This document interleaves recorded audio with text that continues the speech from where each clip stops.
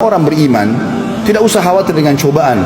Kalau kita sakit, lapar, sedikit ada masalah dengan istri, mungkin anak sakit, mungkin mertua kadang-kadang mengganggu, butuh ini, butuh itu. Mungkin kadang-kadang ada cobaan orang dengan iparnya, dengan orang tuanya, itu ada. Bukan cuma Anda sendiri, semua kita sama. Rasulullah SAW menghadapi masalah dengan istrinya.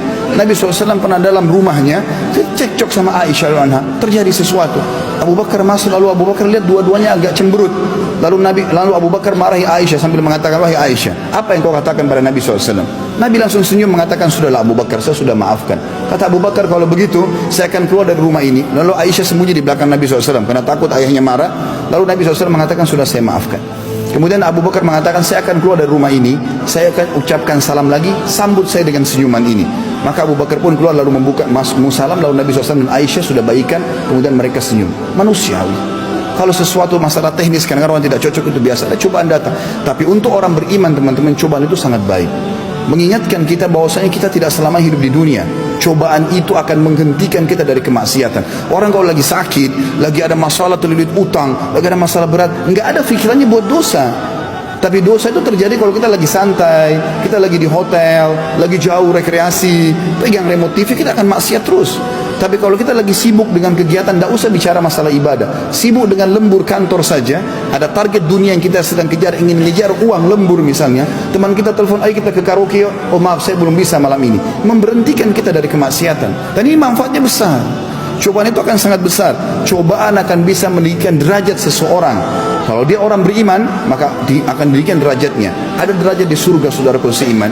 Butuh 100 tahun sholat, butuh 100 tahun puasa, ibadah, tapi umur kita cuma 60. Allah mau sampaikan kita di situ. Bagaimana caranya? Allah coba dengan penyakit 10 tahun. Allah akan coba ada orang utang tidak bayar 2 tahun. Sabarin. Kalau tidak ada cobaan itu, dari mana kita bisa dapatkan pahala sabar? Allah mengatakan, innama yulaqqas sabiruna ajran bighairi hisab. Orang-orang sabar akan dapat balasannya tanpa ada hisab lagi. Itu manfaatnya besar, akan diuji oleh Allah Subhanahu wa taala. Bahkan seorang sahabat dalam hadis Bukhari pernah datang kepada Nabi SAW. Beliau lagi demam.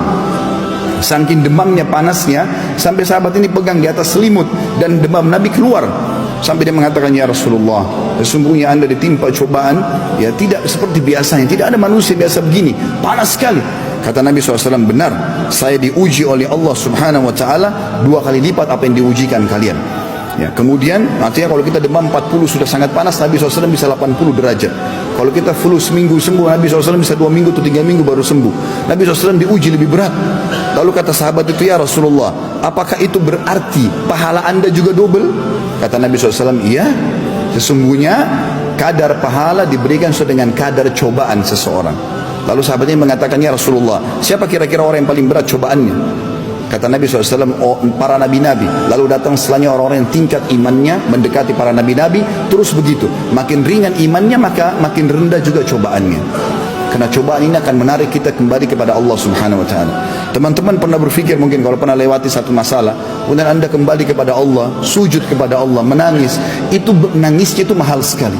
Susah untuk didapatkan tanpa cobaan. Kita kalau lagi nikmat mau nangis susah. Tapi dengan cobaan kita bisa menangis, teman-teman sekalian. Dan itu nikmatnya susah untuk dibeli dengan apapun. Allah SWT datangkan cobaan untuk itu bagi orang beriman. Peninggian derajatnya, pelipat gandaan pahalanya.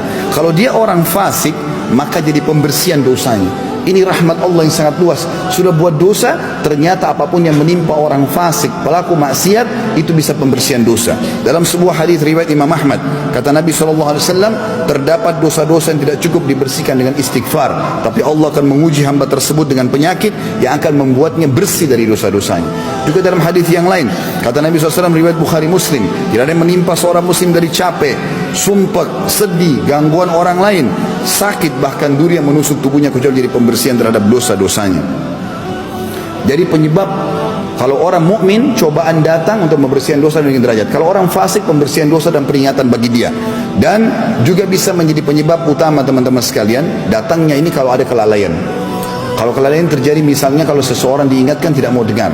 Allah juga menyebutkan tentang datangnya cobaan-cobaan ini. Ya, ini karena kelalaian biasanya orang maksiat. Allah berfirman dalam surah An-Nahl ayat 107, a'udzubillahi minasyaitonir rajim, dan 108, 2 ayat ya. Dzalika bi anna mustahabbul hayatad dunya 'alal akhirah wa anna Allah la yahdil qaumal kafirin.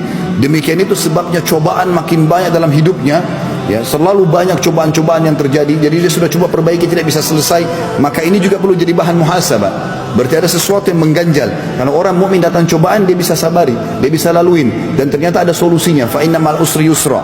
Pasti setiap kesulitan ada kemudahan. Tapi dia ada, kalau orang subhanallah diuji sama Allah, sekian lama penyakitnya tidak pernah sembuh, setiap menikah gagal terus rumah tangganya, setiap usaha bangkrut terus, ini berarti ada sesuatu, ada masalah lain, bukan cuma sekedar karena tadi sekedar cobaan dari Allah. Maka itu karena kelalaian. Kata Allah, semua cobaan-cobaan berat yang kami berikan secara individu itu karena mereka terlalu mencintai dunia berlebihan dan lebih mencintai daripada akhirat, dan bahwasanya Allah tidak akan memberi petunjuk kepada orang-orang kafir.